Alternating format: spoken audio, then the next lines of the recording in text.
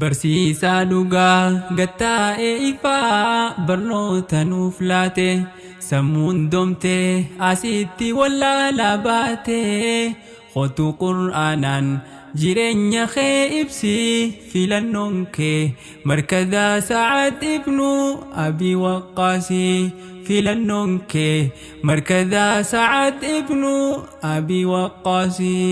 Barsiisaa dhugaa gattaa'e ifaa barnoota nuuf laate sammuun domtee asitti wallaalaa baate hotu qur'aanaan jireenya kee ibsi filannoon kee markadaa Sa'ad ibnu Abi Waqqaasi filannoon kee markadaa Sa'ad ibnu Abi Waqqaasi.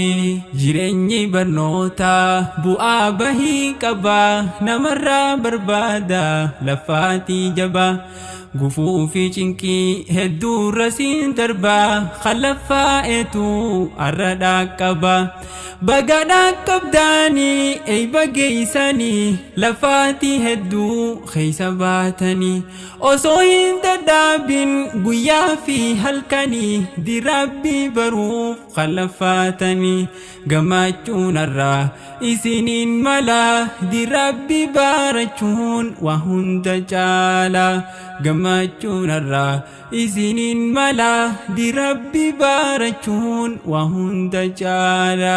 Barsiisaa dhugaa gattaa'e ifaa barnoota nuuf laate sammuun domtee asitti wallaalaa baate hotu qur'aanaan jireenya kee ibsi filannoon kee markadaa Sa'ad ibnu Abi Waqqaasi filannoon kee markadaa Sa'ad ibnu Abi Waqqaasi.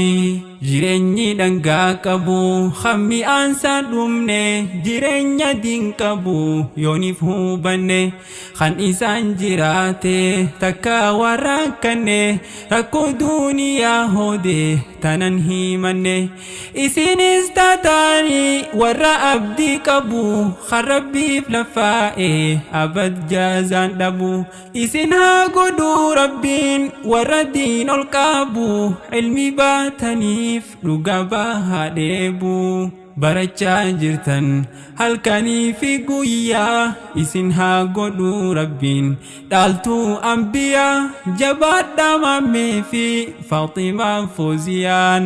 Barsiisaa dhugaa gattaa'e ifaa barnoota nuuf laate sammuun domtee asitti wallaalaa baate hotu qur'aanaan jireenya kee ibsi filannoon kee markadaa Sa'ad ibnu Abi Waqqaasi filannoon kee markadaa Sa'ad ibnu Abi Waqqaasi.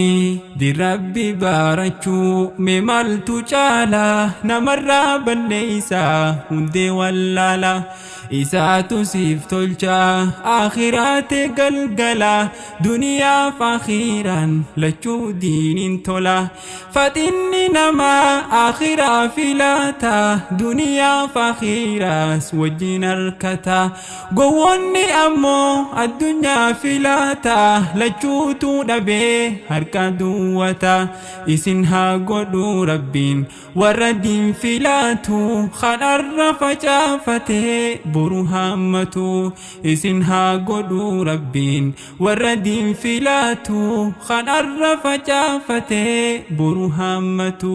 Barsiisaa dhugaa gattaa'e ifaa barnoota nuuf laate sammuun domtee asitti wallaalaa baate hotu qur'aanaan jireenya kee ibsi filannoon kee markadaa Sa'ad ibnu Abi Waqqaasi filannoon kee markadaa Sa'ad ibnu Abi Waqqaasi. Garee hedduu jira kan waliin dhufaanii waan rabbiin hin feene hojjechaa oolaanii isin toltuu irratti walitti dhuftanii diin bal'isaa jirtan baruuf barsiisuuni. Ganaallee jabaadhaa hojiin kun nu boonsa dhaloonni qaroon jiraachuu hojii mul'isa. Hojiin hojjetan hedduu nama boonsa galatoomi jannaa keessaa barsiisaa jirta. Ganamaaf galgala barataani barsiisu mee maaltu caala si haa godhu rabbiin ollaa rasuulaa. Barataani barsiisu mee maaltu caala si haa godhu rabbiin ollaa rasuulaa. Barsiisaa dhugaa gattaa'e ifaa barnoota nuuf laate sammuun domtee asitti wallaalaa baate.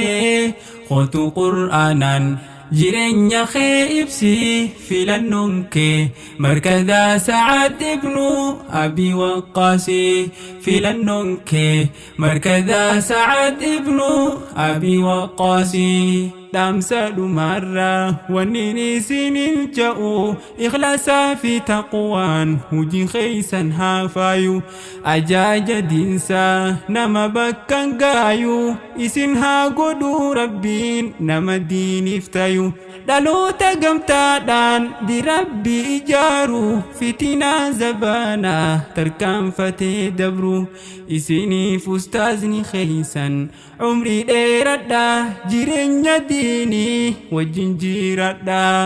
Isiniif ustaazni keessan umrii dheeradhaa jireenya diinii wajjin jiraadhaa. Barsiisaa dhugaa gattaa'e ifaa barnoota nuuf laate sammuun domtee asitti wallaalaa baate.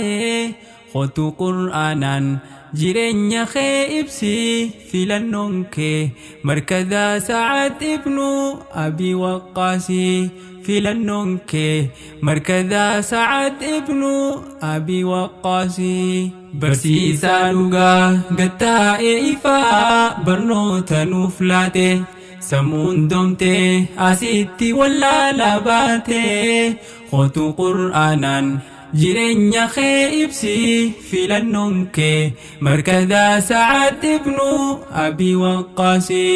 Filannoon kee markaza Sa'ad ibnu Abi Waqqaas.